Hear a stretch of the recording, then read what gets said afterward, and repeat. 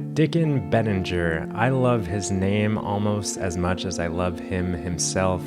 Dicken is our guest on the Alter Your Health podcast this week, your source of information and inspiration to promote the holistic transformation of your health and the health of our planet.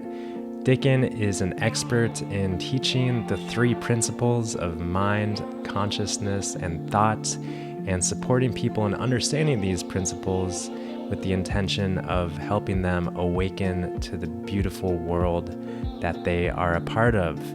And that's what this conversation is all about, the three principles. We don't really talk about them that much, but we talk about the implications and the potential that understanding the three principles can have in support of your mental well-being, which, by the way, is available and with you at any point in time. And I think the same is true for your physical well-being. It's available to you at any point in time. One theme of this conversation is wisdom, and how wisdom is the divine energy that's always flowing through us. I like to say that it's the same energy that supports the physical body in healing from physical conditions. This wisdom is the source of infinite potential and creativity that we have access to if we can only just get our minds or our brains to quiet down. And that's what we talk about today, quieting the mind or quieting the brain to have access to divine mind, quieting our thought world so that we can have access to the divine wisdom that you are. So we talk about this kind of stuff in this conversation and hope you're in the mood for some enlightening and inspiring information.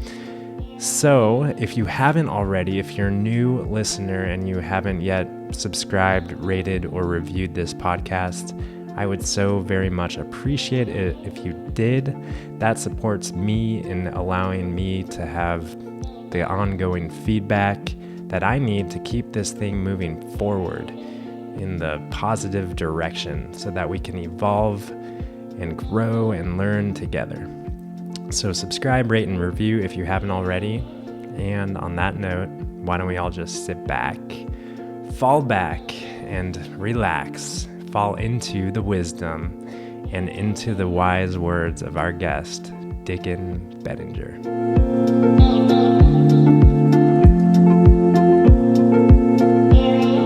Well, Dicken, thank you so much for being willing to be a guest on the Alter Your Health podcast. Welcome. It's great to be here, Benjamin. Yeah, I was first introduced to you in person just a couple months ago, and I really resonated with your message, your energy, kind of everything that you bring into the world. And one question that I maybe could, we could lead off this conversation with, I was wondering what you do. The question, what do you do? And I know I don't really like that question, but I'm curious what your answer would be if you were to explain what you do to like a third grader. Well, fortunately, I love what I do, so I don't mind talking about it at all. I sort of pinch myself to a third grader.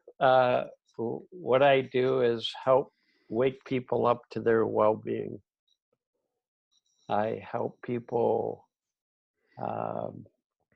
enjoy going through the ups and downs in life more. I help people use their minds more wisely. I help people find their way to more feelings of love and understanding. That's what I do. I'm a retired psychologist. I've my whole career. I mean, I say I'm retired. It's pretty funny. I've retired my license. I'm working probably harder than I ever have been. But my whole career has been focused on psychological well-being and rather than on what's wrong with people. And I find it much more helpful to help people access their own well-being. So that's what I do. All I right. get to I get to travel all over the United States and all over Europe and give seminars in psychological and spiritual well-being. So that's why I say I don't mind talking about Well, that's exactly what we're talking about. So I'm glad you don't mind talking about it. Yeah, it's amazing to me how many people there are in the world who don't have a direct, well, we all have this direct connection to our well-being, and I think that's very well understood for the most part intellectually by most people. yeah. And experientially, I think that there is an increasing number of people feeling disconnected. I mean, based on statistics around mental illnesses and increasing rates of depression and suicide and, Mhm. you know, lack of fulfillment in life. Why do you think that is? Two things. I don't think most people have a very good idea where their feelings come from. And I don't think people have a very good sense of their connection to a deeper intelligence that can really help them in every aspect of their life. Mm. And so, those two things, if people haven't been taught about those two things, it's just sort of hit or miss whether people find their own innate well-being easily. It's a little bit like if you give somebody a computer who's never seen one, it's hit or miss how well they're going to be able to use it. Mm. It sure was that way for me when I first started using computers. So it's like, Yeah. And it's here hit we or miss. and here we are with this big computer in our skulls. And is that what you're kind of referring to? Is this computer that is our brain and our, the humanity of our brain? Well, uh, I like to think more than brain. Yeah, well, Yeah, of course. I like to think that our mind is what runs our brain, and that the brain is a computer, but like any tool, it can be used wisely or unwisely. Hmm.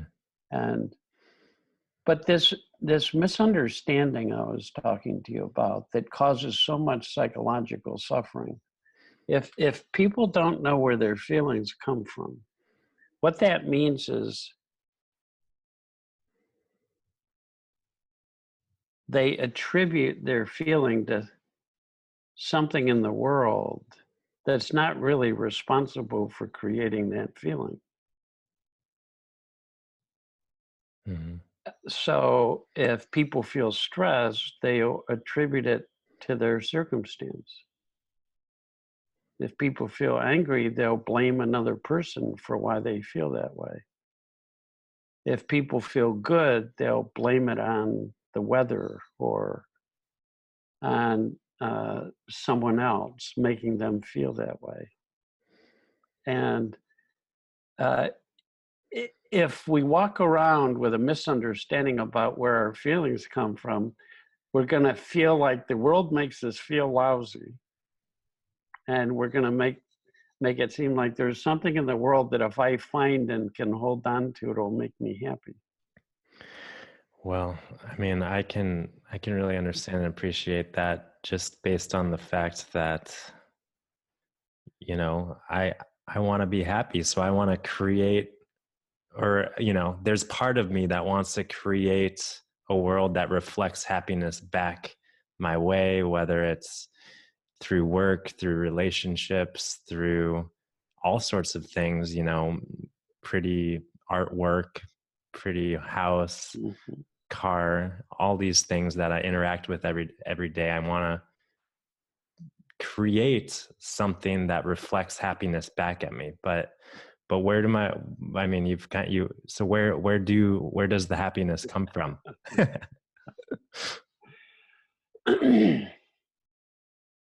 I like talking about innate well-being, which means innate means it's inborn. It's built into every single human being already. Every human being already has perfect well-being inside of them. Where we run into trouble is an understanding about the role thought plays in our life. Thought is such a beautiful gift, Benjamin. It's such a beautiful gift that we're given when we're born so that we can have experiences in life. That's a power, that it's a creative power. So whatever thought is created in me, I'm going to experience like anybody else. That's true for everybody. So if a sad thought is created, you feel sad. If an anxious thought is created, you feel anxious. If a loving thought is created, you feel loving. It's very scientific now, and yet it's one of the most misunderstood facts in the world, that 100% of our feelings are created from the power of thought. And I've traveled the world and I've asked people, what are you feeling and where do you think it comes from? And I never hear anybody say, well, it's obvious, it's just what I'm thinking. Yeah. Yeah, it's They'll say, well, why are you stressed? And you'll hear all different answers. Yeah. Biochemistry, weather, traffic, other people, the fact that I don't have any work, endless reasons. You ask people, why are you feeling happy? And they'll give you endless reasons for why they think they feel happy. And it's just a misunderstanding, because it's only recently then it's been discovered or rediscovered that 100% of what we experience is created from thought. In the same way, if we went to a movie with a movie projector, we could say 100% of what's created on that screen is coming from what's on the film in the projector. You mentioned just a second ago about some science. I don't know if you use the word science, but something new that's confirming this. Are you talking about science in the scientific method and scientific experiments, or are you just talking about science in the scientific observation of what happened? In both sense, in a research sense, in a phenomenological sense, in a sense that there have been people throughout history who have discovered the truth of this simple fact, that there's not a single feeling we can have that isn't created from thought. And as soon as our thinking, like one day you can hate somebody and the next day you can like them, and that's the same person. Next day you can have tons of work to do and feel very relaxed.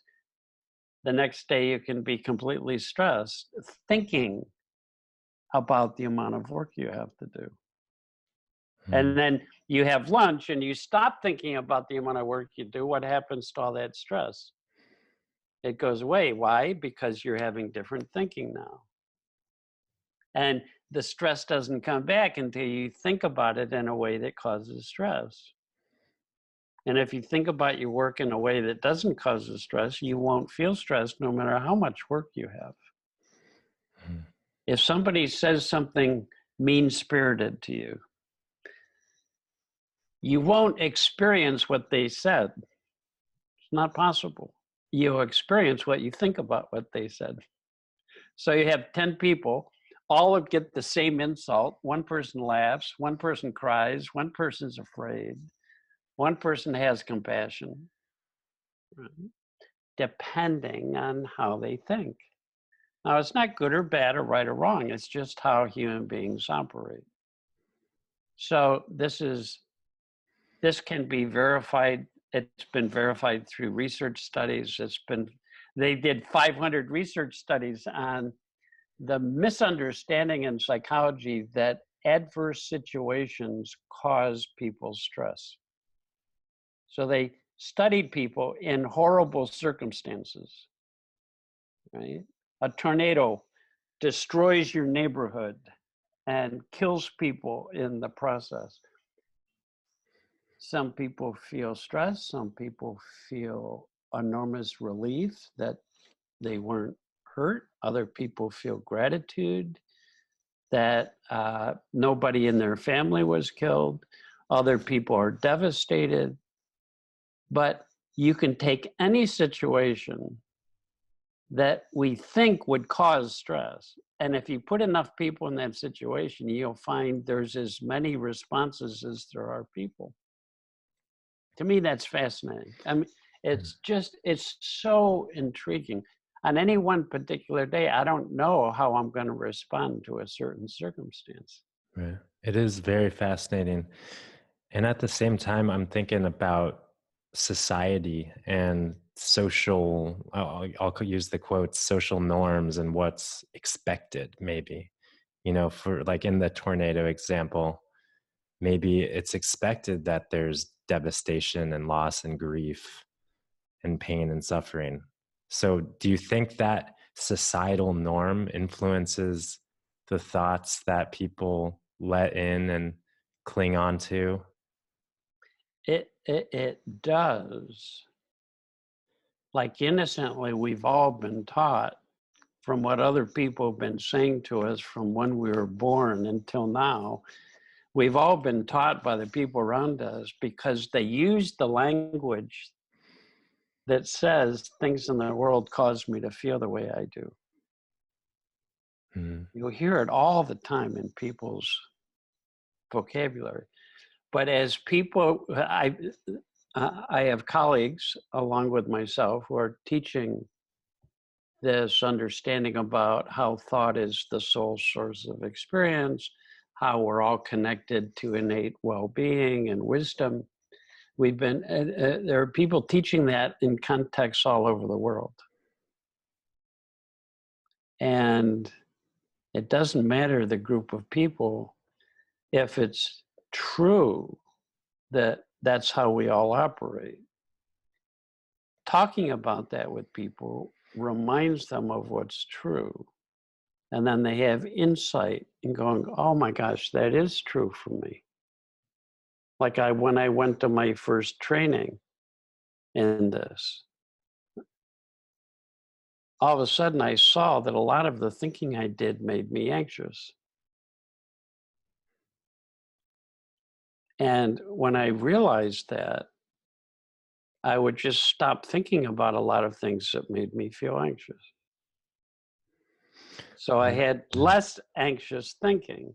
Yeah. So I experienced less anxiety. And I said, this is unbelievable.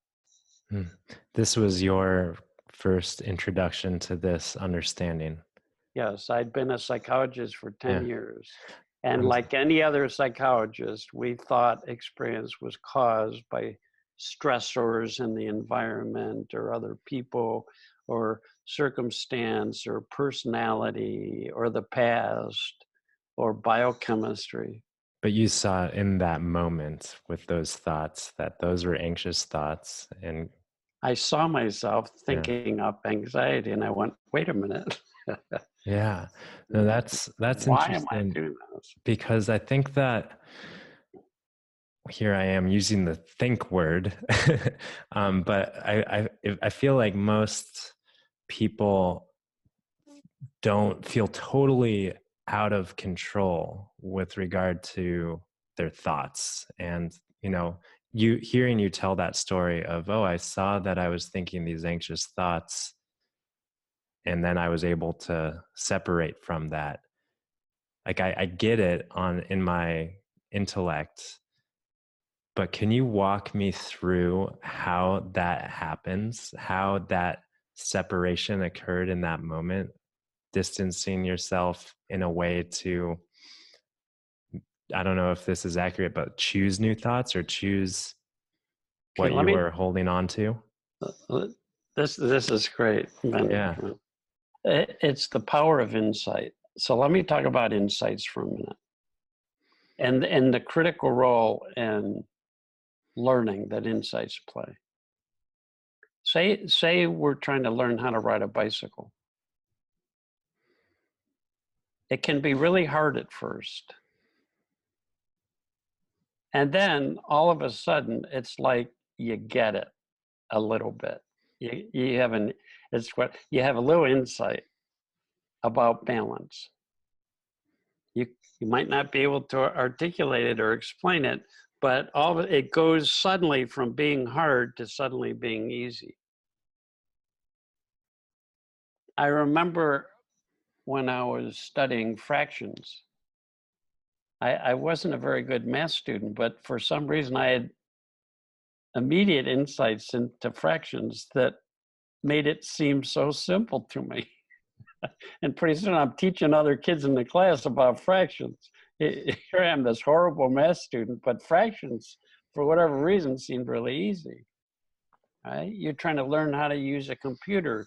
Without insight, you wouldn't learn how to use it. Now, it's the same with learning about how our minds work. You begin to have an insight into the logic of this principle of thought. Like, it's always true that what you think creates your experience, and as your thinking changes, you'll feel different. If your thinking doesn't change, you'll keep feeling the same way. You're angry. If you keep thinking about something in a certain way, you'll keep feeling angry. And then someone says, "Hey, Dicken, it's lunchtime." I go, "Oh, really, what's for lunch?" You see? But then I can have an insight that I have free will, and I can either think about something or I can stop thinking about something. And pretty soon, my whole understanding of feelings changed. My feelings weren't a statement about the world, they're a statement about the thinking I was doing. So if I'm feeling sad, I'm having sad thoughts. It's not good or bad, it's not right or wrong, it's how we're built to have experience. It's very cool. It's what a thought is what allows us to have any experience in the same way. A movie film is what allows us to have a movie. It's very cool. And whatever particular frame the light shines through, that'll be what's on the screen. And it's the same with human beings. Whatever thought we have in mind, the light of consciousness shines through that and brings it to life as an experience so we can experience our feelings and be aware that we're having an experience. Right? It's always worked that way. Yeah. It always will work that way. And when we understand that, it helps us because we keep catching ourselves using our thinking in a way that creates stress or tension or upset. And we begin to let go of more and more and more of that thinking. So we have less and less thinking in our minds. Right? Now, here's the deal. As soon as we have less thinking on our mind, it's built into us to start feeling better. And when we feel better, we have more common sense and are better able to deal with problems and situations. So it's enormously helpful for us to understand the nature of thought and how it works to create human experience from the inside out. In other words, it's not the outside world creating my experience, it's the thoughts created within me that are creating my experience. That's very empowering. Mm-hmm. Very, very empowering. You talked about the increase of mental illness, more depression, more anxiety. One problem. people are having uncomfortable feelings that they misattribute to circumstance or the past or biochemistry or other people or situation, they feel more and more helpless. So they do even more thinking about that. And that thinking tends to lower their spirits even more innocently. Yeah. Innocently. Yeah. We live in the very, I would say, disempowering way in that sense. You know, the the role of, we'll call them medical professionals or mental health professionals, takes, in the conventional traditional setting, takes the power outside of the individual to label and say this or that, and we need to tweak this and fix this. But what I'm hearing you say, and what I've always really resonated with personally in the terms of our mental health and mental well-being, as well as our physical health and physical well-being, is that we are always connected to this healing force that has Yes. our backs. We are being lifted up. Our natural state is health and heal and well-being. Our natural state is health and well-being. And and yet this, paradigm that we're in, we're not really empowered to step into that and to embody that. This we this are is a we are new being, so through your work and through these kind of Mhm. things. But yeah. It's a new paradigm, this inside out paradigm, that life is created from the power that has the power to create. So the power of thought creates all of our mental activity. And whatever mental activity is created, we experience. And we can't not experience it. Mhm. So there's nothing wrong with having any experiences. I feel stress and upset, but boy, does it make a difference if I know where it's coming from. Mhm. Mhm. I mean, I no longer can say my wife annoys me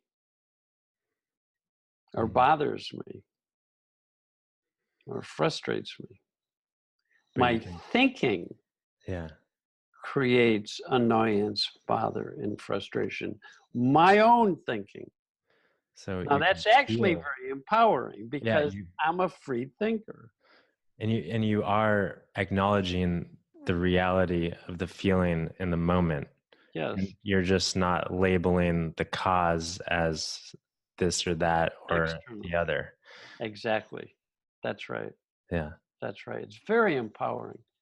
I mean, I still have these feelings like we all do. That's normal. That's being a human being. But boy, does it make a difference where you think it comes from. You have two people, just imagine for a minute, two people, and they're both feeling upset. And one knows that it's some thoughts they're having creating that feeling. And the other one thinks it's another person. What would the difference be between those two people? How would their experience of this feeling be different? One knows it's just their own thinking, and the other is sure that they're upset because of what this person has just said to them. Yeah, well, if I was upset because of somebody else, then I would want to change somebody else, and I would want to That's right. change the world. I'd want to That, fight them. I'd want to bomb them. I'd want to annihilate them. that's right. That's right. I used to do so much thinking about other people because I thought they were making me feel this way. And then I had to try and analyze what they were doing and what I should do. And we can't, none of us can analyze our way to our innate well being. The Mhm. paradox is when we stop analyzing, when our thinking, personal thinking falls away, we have all kinds of presence and clarity. And for no reason, we start to feel better. And we get thinking that's more helpful, more common sense, more practical, more creative. Mhm.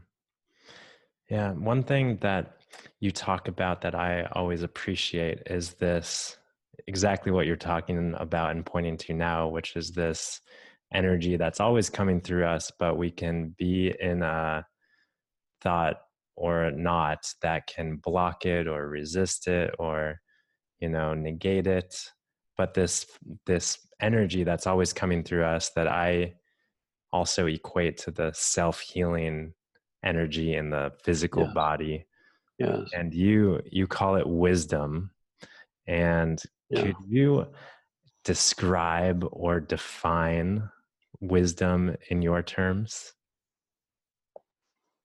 Wisdom is an intelligence behind life. It's a formless intelligence that breaks through into human consciousness to guide us toward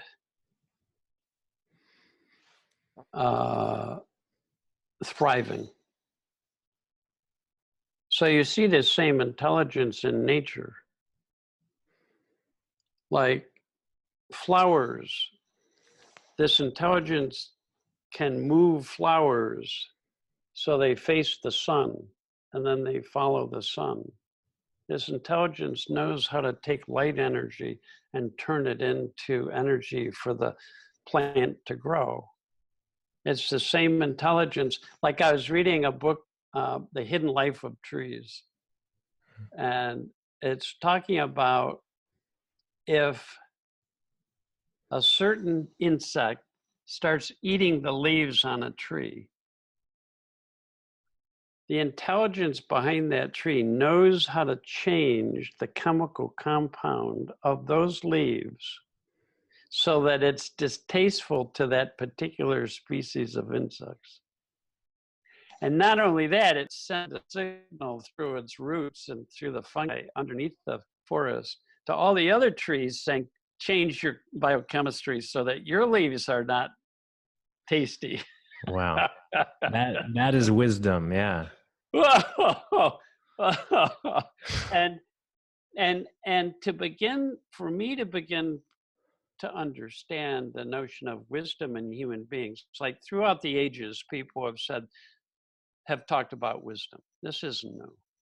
The wisdom teachings, but we used to think only certain people have wisdom, or you have to gain it with age, Right. or with experience, or with Right. understanding. And now we're beginning to see wisdom as an intelligence built into every single human being. With any human being I've ever worked with, and fortunately, all the people I've worked with have been human beings, but with anybody I've ever worked with, when their head clears and their people's minds are open, we're not being influenced by what we're thinking. We're really in the now. People feel better and they intuitively know what's right to do. And that's wisdom breaking through into human consciousness. You can call it intuition, you can call it common sense, you can call it just, some people are calling it non-conceptual knowing. Some people call it being creatively responsive to difficulties and challenges. What I love is it's built into everybody, and we can't think our way to it.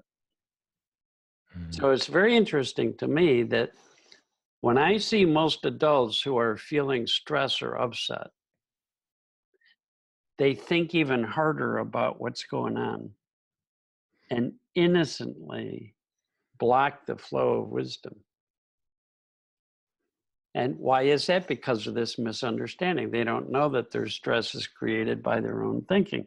If you knew that, you'd set your thinking down in the same way that when you touch a hot stove and it's too hot, you don't need a technique or a course or a program to tell you, take your hand off the stove. As soon as I started seeing it's my thinking creating this feeling of stress, tension, upset, I back off from my thinking. It's called just falling into the now, just falling open. It's letting go of thought. And The paradox is when we let go of thought, this deeper knowing comes through us. Yeah, it really is a paradox. I mean, I remember, years ago having conversations about wisdom and experience and thinking that, oh, well, all I've got to do is really create a life that allows me this experience or that experience so that I can, accumulate and gather all of these experiences that and use them to be wise and use them for good and use them to cultivate wisdom. But it's totally not the way that wisdom is cultivated. Wisdom isn't cultivated. Yes, Wisdom that's is right. just experienced in any moment by, I love how you just say, falling back clear with a clear mind. That's why so many people in the world meditate and pray, is that they're looking in a direction where they're letting go of everything they're thinking. And in that space that's created, that openness, universally, people start to feel a deeper sense of connection to life and have more just intuitive knowing that's helpful Mm-hmm. on how to deal with any kind of situation, Mm-hmm. any kind, Mm-hmm. right? Yeah, I know that a lot of people in the three principles understanding are averse to techniques and practices such as meditation. It's like not part of it. But part Not of me, necessarily, not yeah, necessarily. I think that's sort of a global statement. If it occurred to me in my common sense to do something, I would do it. yeah, It's not like there's rules. It's right, the principles just say this is how life works, like gravity. right, Gravity doesn't tell people whether to jump off the roof or not. right. The principles don't tell people to do or not do anything. Yeah, thanks for the reminder. There's implications of the principles, like there's implications of gravity. Is once you understand gravity, you're not as inclined to jump off the roof of your house, Mm-hmm. right? Except if there's a snowdrift down there, like I did as a kid. Then I may be more inclined to try it, Yeah. uh, But I was thinking recently about how there's more and more people, meditation and mindfulness is just this kind of booming thing that people are, bringing into prisons and schools yeah. um, and it is a tool and a resource. And it's like a necessary. The way I see it, feel it, and see it is that it's like in our crazy world, like there's got to be something for people to just use or to just know, or like a tool for people to access who who might who might not have this understanding, like a tool to bring people into the present moment who might not. Yeah, Let's say we lived in a society where people walked around with hammers and would hit themselves on the head all the time and have horrible headaches, but no one had ever taught them about hammers. So if you walked up to any one of the people in that society, they're hitting themselves on the head, and you say, why are you in so much pain? And they say, well, there's a lot of bad weather today, or there's a lot of traffic, or there's a lot of, and you say, well, there must be some technique we can teach these people. And somebody says, no, they don't need a technique. They just need to understand where their pain is coming from. So you start saying to people, do you know why you have your headache? Look at what's in your hand. When you hit yourself with the hammer, that's where your pain is coming from. Now, it may sound funny, but that's the state of the nation. Mm-hmm. I've traveled the world and said, what about thought? And they go, what do you mean, what about thought? My brother is pissing me off. My neighbor is driving me crazy, right? My work is causing me stress. And you say, what about all that stressful thinking you're doing? What about all that angry thinking you're doing? What about all that judgmental thinking you're doing? The anxious thinking, what about that? And they go, oh, once they see that connection, they don't need a technique to set the hammer down. Right. Right? Totally. That's the thing that blew me away about this. This is the first thing as a psychologist I'd come across that wasn't based on having to use technique to gain well-being. You just had to understand the nature of thought. You had to understand that you were connected to a deeper intelligence, that when our mind is free of our personal thinking, that intelligence brings us well-being automatically and naturally. Mm-hmm. Would you say that meditation or a practice or a technique is one way of setting down the hammer, but it's not the only way? Or Okay, sorry I'll to give dig into this. my own case. Yeah. Before coming across these principles, I truly didn't understand that all of my feelings were created from thought. No one had ever even suggested that. No one had said 100%. People had said sometimes, a little bit, maybe, one of the reasons, one of the causes. Right? You look into causes of human experience and there'll be as many causes as there are people writing about it. Right? And I studied with some of the best meditation teachers, and I was meditating 4 hours a day when I came across these principles. Because I thought I had to do something to develop a meditative state. And I start learning about these principles, and I asked about this, and they said, well, why would you develop what you already have? Your natural state is meditative. But if you don't understand the nature of thought, you'll always be filling your head up with a lot of thinking. And the more you understand the nature of thought, the more you set down.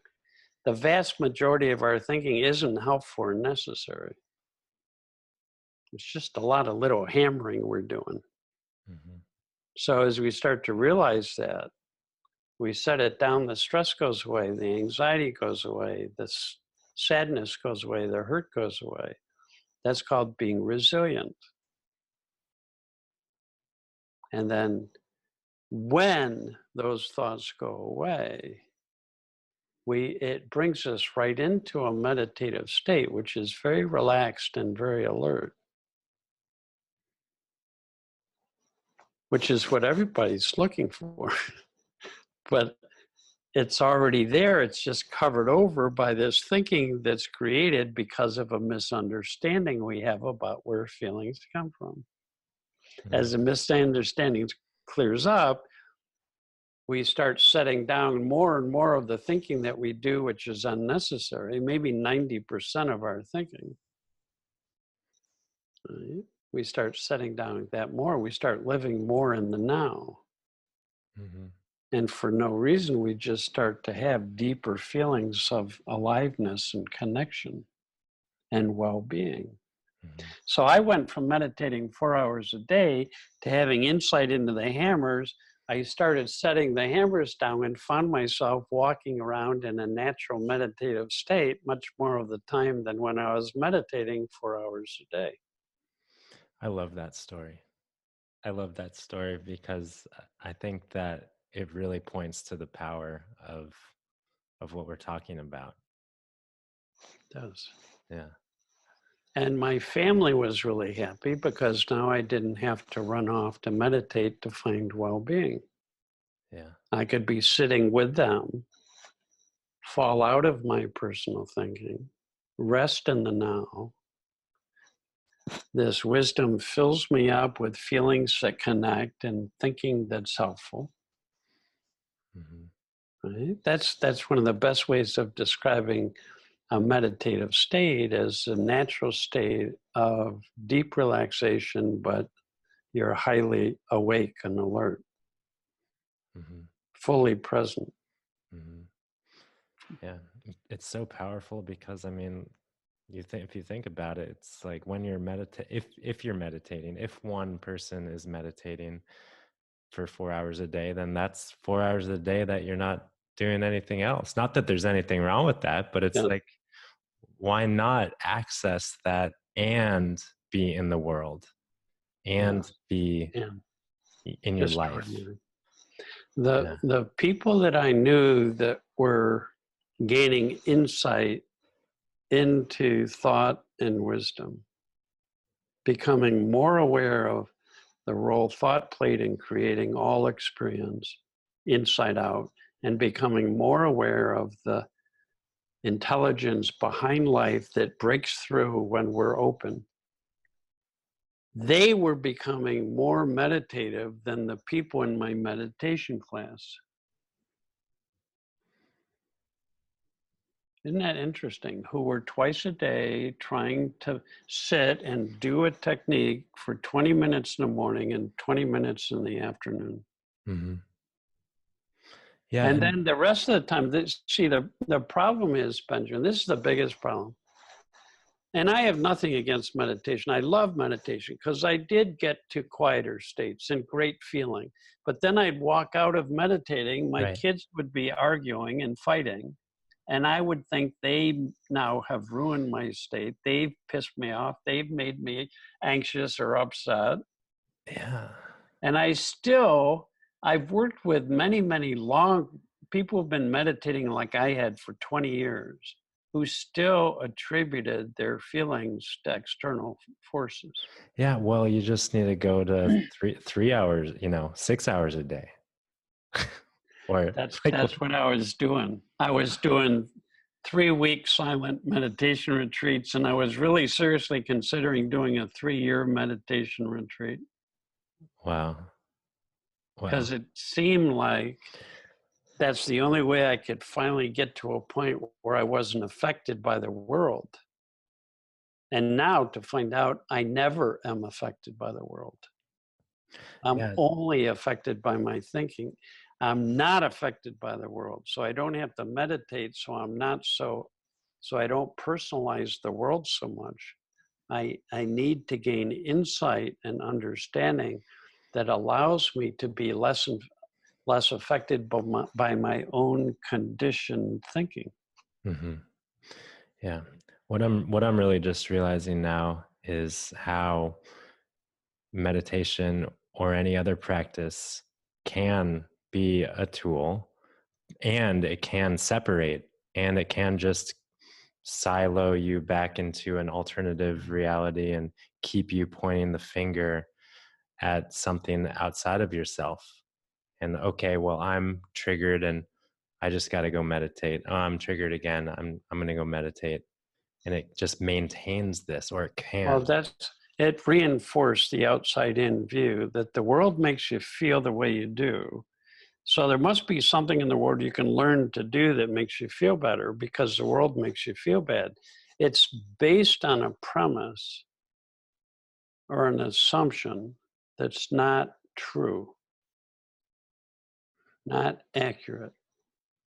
If 100% of our experience is created from the power of thought, other people don't influence me or cause me to feel good or cause me to feel bad. What I think, 100%, will create what I'm feeling. 100%. I have a friend who teaches these principles to men in prison, and now women too. And at first, they cannot believe that other people don't cause you their feelings, because people would say something to them or even bump into them and they would feel like they were being disrespected, and they would get extremely angry and have to fight back to maintain their honor. Right? So they lived in a world of the people make me feel angry, and then I have to act on it, but I have to even if it gets me into trouble. Right?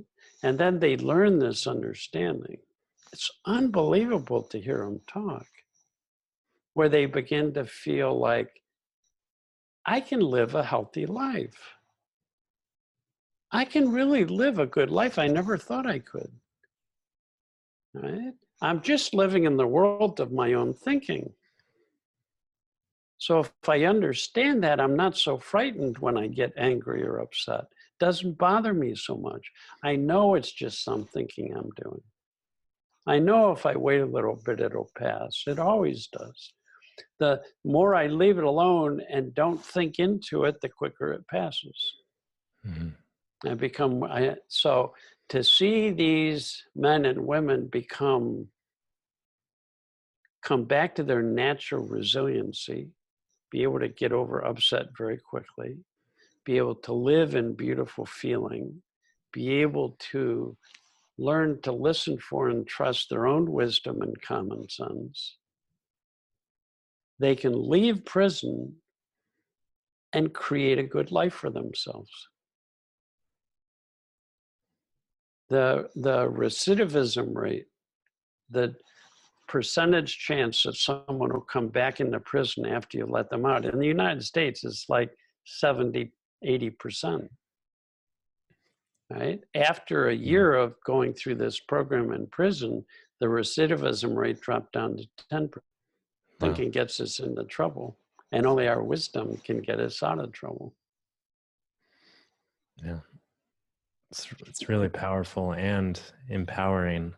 It's very empowering. Yeah, it is very empowering. So I'm curious, Dicken, in your world, in your day-to-day, could you walk me through a time of when you have felt disconnected or imbalanced or upset? And just can you walk me through your thinking around it and navigating the inevitable as I see it? Yeah. Well, every day. Yeah. Everything in the world of form goes through cycles. So you have night and day, you have breathing in and out, you have tides, there's cycles and patterns. Things are born, they live, and then they die. Right? There's these natural cycles.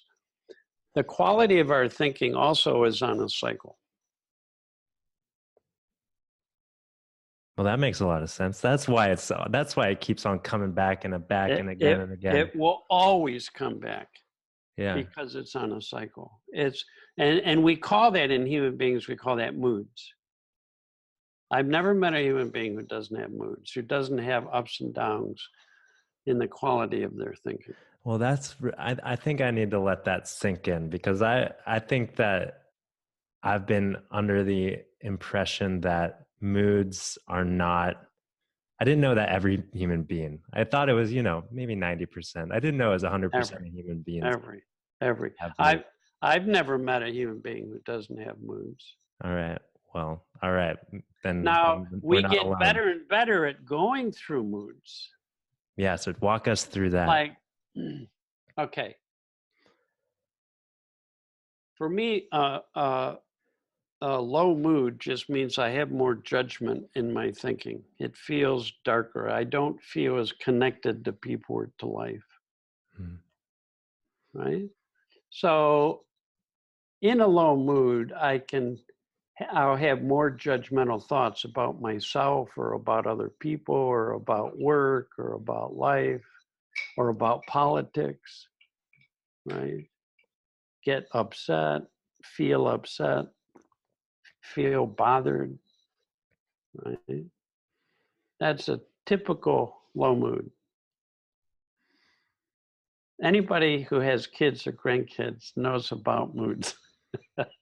Well, I don't have any kids yet, and I can let you know that I know about them too. I know. Okay, good, good, good. Because it's so evident when you look at other people, and then if you look at yourself carefully, you'll see that we all have ups and downs. Now, let's say I'm having a low mood, so I'm not feeling as good. I'm bored. I'm depressed. I'm anxious. Normal low mood. If I don't understand where that feeling is coming from, I would attribute that low mood to circumstance or to people. If I know that it's created from thought and that it's normal, I leave it alone. And when we leave low mood thinking alone, it passes very quickly and we come back up again. It's called being resilient. So with an understanding of the nature of thought, we still have low moods, but we blame less. We misattribute less. We misunderstand less the nature of our experience. We might still do that at times, but not as much, or maybe for not as long. Because sometimes it does seem, I get gripped in my thinking, and it does seem like the traffic really is affecting my mood. And then at times I wake up and I see the thought hammer and I set it down and my mood lifts and there's still as much traffic. But now I'm listening to music or I'm listening to a book on tape and I'm not in a low mood. Mm-hmm. And it's the same situation. So how could I blame the situation? Mm-hmm. Right? Yeah. Well, we talk about feeling and thought changing and passing moment to moment. Mm-hmm. And sometimes on this topic of moods, I feel like moods for me don't necessarily change and shift moment to moment. Moods kind of carry more, there's more residue. In my experience, it's there. I can have like a mood hangover and like, oh, I was in a bad, negative thought pattern and negative mood, and it lifts, but it's not an instantaneous lift. It's kind of like, all right, the sun's coming back out. Is that natural? Or yeah, that's a really good question. Really good question. There's a lot of misunderstanding about that. I watched my little grandson when he was first born have all kinds of feelings, mm-hmm. all kinds of moods, but he had no thinking about it. So he went through it very gracefully. He didn't feel bad about what he was experiencing. He wasn't wishing he felt better. He wasn't trying to do anything about his experience to change it or to improve it.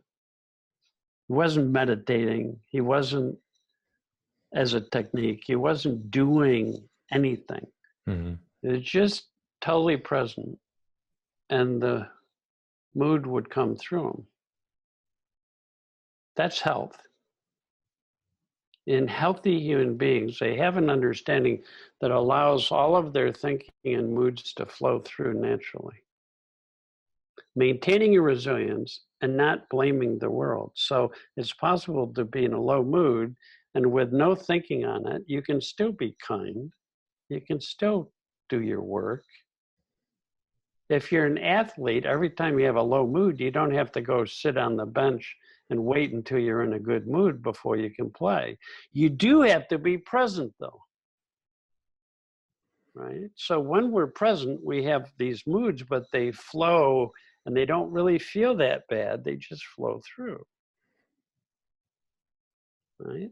So my wife can say, Dicken, you look like you're in a low mood. And I say, yeah. And it's not a problem because I'm not blaming her for what I'm feeling. She's happy about that. I'm not concerned about it. I don't have to pay attention to that thinking, and that keeps flowing. I don't, as one of my clients says, I don't have to sit down and have a cup of coffee with every thought that comes in that's of lower quality. Just let it flow through. That's healthy. That's taking responsibility for your thinking and your feelings. It's normal. Mm. There's a difference. When I'm in a low mood and doing a lot of thinking about it, it's quite painful. When I'm in a low mood and I'm like a baby, it's not painful. Mm. It's actually, there's no language for this. I'm in a low mood, but it doesn't feel bad. I'm sad, but there's no holding. Doesn't mean anything. Nothing wrong. Sounds like peace. You're at peace or comfortable with being uncomfortable. You're at peace with what is. Yeah. It's like our thinking creates all kinds of weather, and you don't have to hate weather to live with it, right? So there's people who are comfortable no matter what the weather is, and there's other people who every time it rains or gets cloudy, complain, as if it's the weather making them feel this way. You see how it can be a vicious cycle? So as people gain understanding about the role of thought, they stop blaming the weather for how they're feeling. And that when we do that, it flows through us more gracefully. And when that happens, we become more resilient. When we become more resilient, more of that wisdom comes through that guides us toward how to live with the fact that we're having moods. Mm-hmm. So when we're in a low mood, or when you're in a low mood, because maybe you don't know for everybody, but I'm sure you know for yourself, when you're in a low mood, do you feel connected with your wisdom? It depends on if I'm caught up in my thinking or not. Like think of it, like I played sports all growing up, and my favorite sport was soccer. And it didn't matter what mood I was in.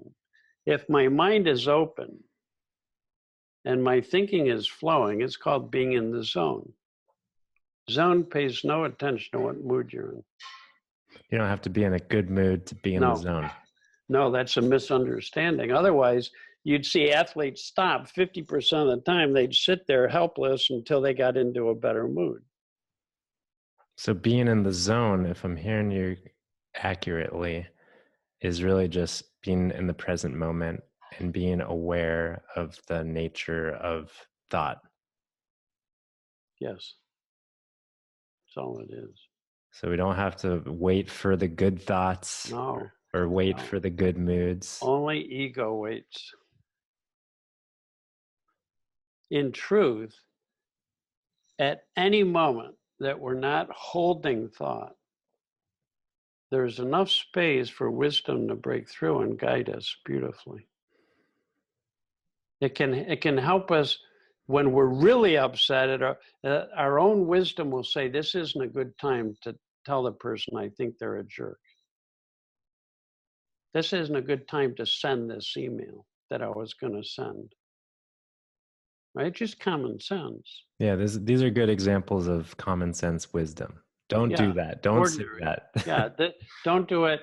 Or walk out of the room if you need to and calm down. Give yourself a timeout. Or go out, it's take a just breath of common fresh sense. air.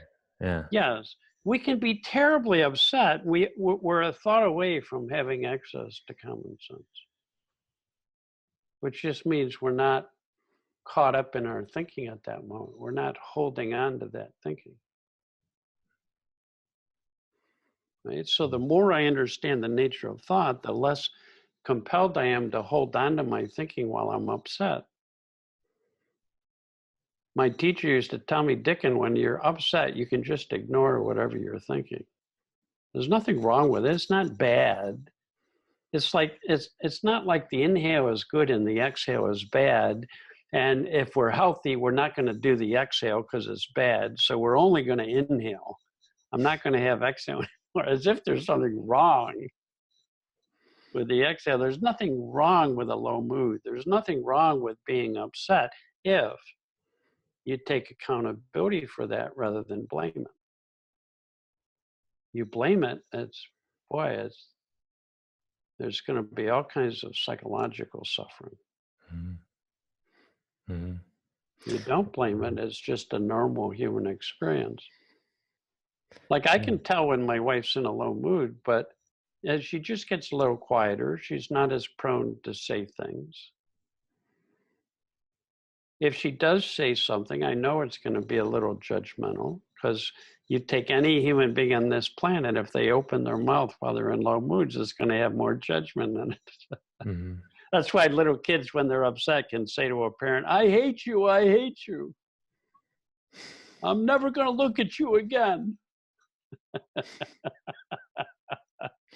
And if we understand the nature of it, we don't take it personally. We go, okay, Yeah. that's Yeah, just, it's really hitting me now, just the power or the potential power of the collective operating in understanding, as we kind of talked about pointing fingers at causing problems and fighting. And yes, it's like, wow, if, as people hang on to this understanding and allow this understanding to move them, I can really see the peace that ripples out from it. it's Yeah. unbelievable. When I learned this, my daughter was almost 14. My son was almost 9. And I still had low moods after I learned this, but I had a different understanding. And most of the time, not all the time, because I didn't always see it, but most of the time when I was in a low mood, I could tell by my feeling. And I wasn't as prone to try and parent then. Or I had enough common sense to parent in a way it didn't make things worse. My wife and I used to call that minimizing the damage. Damage control. Damage control. It was damage control, definitely. Say some things, but don't stay with it in a way that makes things worse. Yeah. And it eliminated fights and arguments, because it takes two to have an argument. And if one person doesn't do it, it's not an argument. Mhm. And then we would have great discussions when we were in a really good place. And we could creatively solve any problem together, right? When we were both in a good place. You get both of us in a low mood trying to do that, it didn't work out very well. You get both in a low mood using our common sense, we would find ways of being in the world and being in our family that didn't make things worse just because we were having a low mood. Yeah. Yeah. It's like in our conversation, we've really just, obviously, we've scratched the surface of the understanding and the potential for how the understanding can impact every nook and cranny of your Every, everyday life. every, Yeah, yeah. it's just endless. And I wish we could have some more time to dive into some of these, examples of how an understanding like this can support navigating day-to-day living. And maybe that's episode 2, maybe that's the next round, Yeah, because I think there's just so much potential for implementing. And I don't even like using the word implementing, but just yeah. There embodying is, this. it's an understanding that has some pretty common sense implications, Right. right? That are helpful. Well, are there any favorite resources that you have to Yeah. point in, beginners to for reading or listening or The first learning? person I heard this from was a man named Sydney Banks. And there's on Amazon, they have maybe 5 of his books and some CDs or digital downloads you can get. Very interesting man, and one of I think the clearest teacher of the power of thought, the power of consciousness, the power of wisdom, or our big mind, to create and operate life. So he has some stories that teach these principles. The Enlightened Gardener and the Enlightened Gardener Revisited. There's a book of his called The Missing Link, which I love. It's just, it talks about these principles in a very simple, straightforward way. It's not a teaching story. It's the only book Sid wrote that wasn't a teaching story. He thought stories were a great way to learn things because stories can get in under our intellect, so we're not as prone to just argue with ideas. Mm-hmm. Right? Yeah, unless you're someone as intellectual as me. I can even in stories, my intellect can fire on and think, okay, well, yeah. But that's all right. I wrote a book called Coming Home, Uncovering the Foundations of Psychological Wellbeing, with a friend of mine, Natasha Swerdloff in Denmark. I tried to, for some people, make Sid's teaching a little more accessible. Yeah, I think you've succeeded in doing that. I mean, I obviously didn't know Sid, but I know that your teaching is accessible, and then thank you. Yeah. There's lots of resources. If you, I would recommend one website is 3pgc.org, and they have a lot of resources. And if you want to hear Sid Banks talking or see him, there's a website, www.sidbanks.com. Yeah. And there's 10 half-hour streaming videos of Sid talking about the principles, and they're excellent. I'd recommend them to anybody. Excellent. That's a good go-to. All right. Well, this has been really valuable. I know for me personally, it's been a pleasure to kind of dive in and deepen a little bit, every inch of depth. I feel a lot, and thank you for being part of that deepening for me personally, Dicken, and I know that a lot of people will probably be touched as well. So thanks again for your time and peace and love, and until next time. You're welcome. Thanks, Benjamin. Appreciate it.